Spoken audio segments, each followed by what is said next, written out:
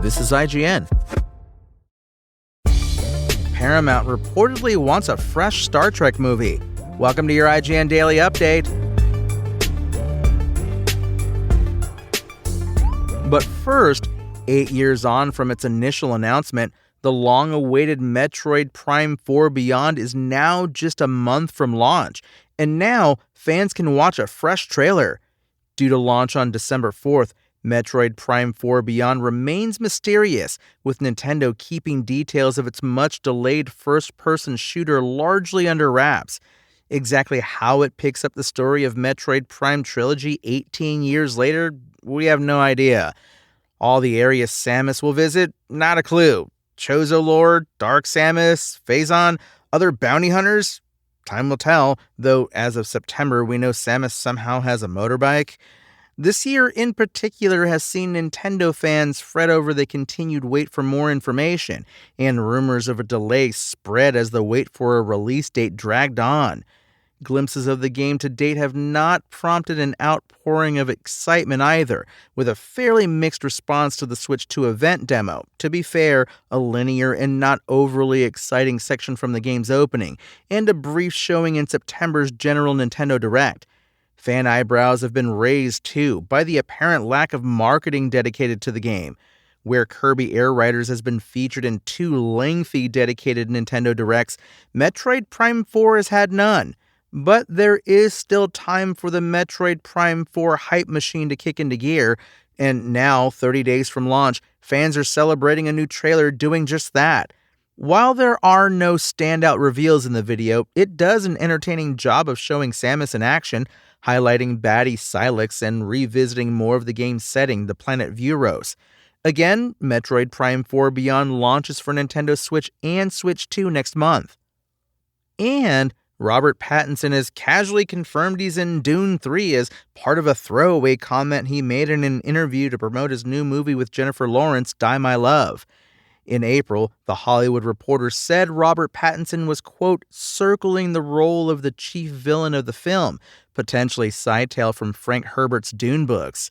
No announcement has so far confirmed the casting, but in an interview with IndieWire, Pattinson talked about filming Dune in the past tense and what it was like being in the desert. When I was doing Dune, it was so hot in the desert that I just couldn't question anything he said. And it was so relaxing, like my brain actually wasn't operating. I did not have a single functioning brain cell, and I was just listening to Denis Villeneuve, whatever you want.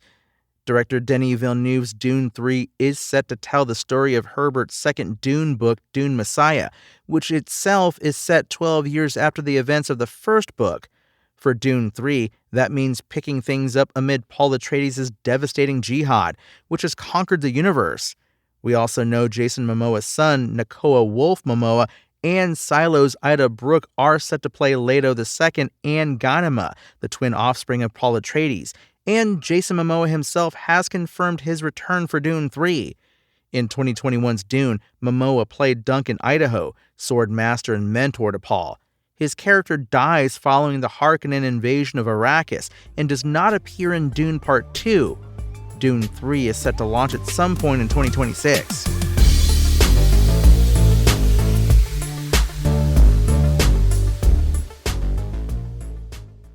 Paramount reportedly wants to make a new Star Trek movie without Chris Pine, Zachary Quinto, and the rest of the J.J. Abrams reboot crew. In August, Skydance closed its $8 billion deal to take over Paramount, which owns Star Trek, with a new board led by Skydance boss and Star Trek fan David Ellison. While there hasn't been a full Star Trek film released in theaters for nearly a decade, stars of Abrams' Star Trek films are often asked about reprising their roles in interviews, and always say they would love to do so. For example, in August, Simon Pegg, who played Scotty, said the time was right for another Kelvin Universe movie. The Kelvin timeline is an alternate universe in the Star Trek franchise created by the 2009 movie reboot.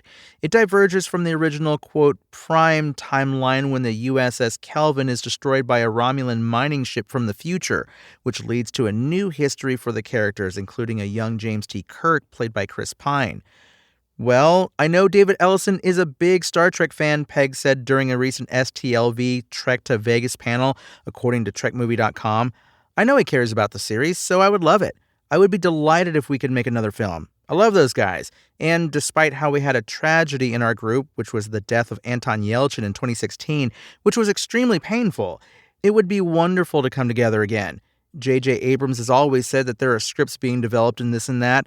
I think it's about time. It would be great to see us 10 years after the 5-year mission where we are. Paramount partnered with Skydance for the last 2 Star Trek films, with David Ellison down as executive producer for Into Darkness and Beyond. Zachary Quinto, too, has spoken enthusiastically about returning to Star Trek. Recently, he said with Skydance in charge of Paramount, quote, "Now's the moment for a new Kelvin Universe movie." Speaking to Today in September, Quinto said, "I feel like it's a great time. It's been 10 years since the last film. We all love each other. We had a great time making those movies. I think we'd all love to come back together and tell them more. I think fans would be really excited by it, and I think the time is right, if you ask me. So we email." I was in touch with JJ about something else recently and sort of floated it out there that it feels like now's the moment. So let's bring it back around. So the Kelvin Universe dream appears dead, but there is more Star Trek coming down the line in the form of TV shows. Strange New Worlds Season 4 is due out next year, with a 5th and final season coming afterwards. Starfleet Academy kicks off early 2026. That's your IGN Daily Update. My name is Tony Jackson. And if you want more news on your favorite games and entertainment topics, make sure to visit us at IGN.com. You can also download our free app on your phone or console and subscribe to our weekly podcast through the podcast service of your choice.